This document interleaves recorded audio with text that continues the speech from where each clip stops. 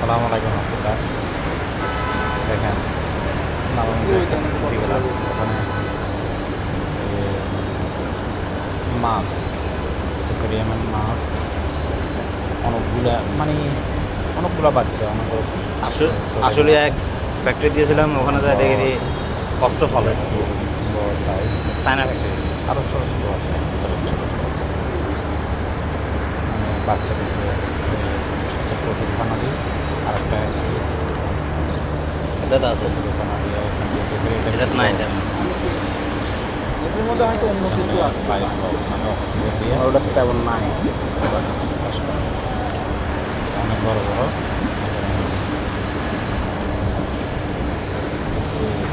এগুলো বড় বড়, হ্যাঁ মুরব্বী।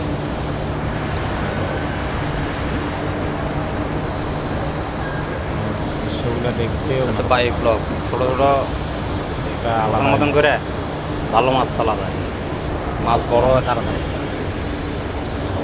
আমি আসলে ওই ফ্যাক্টরির মালিক একটু শৌখিন।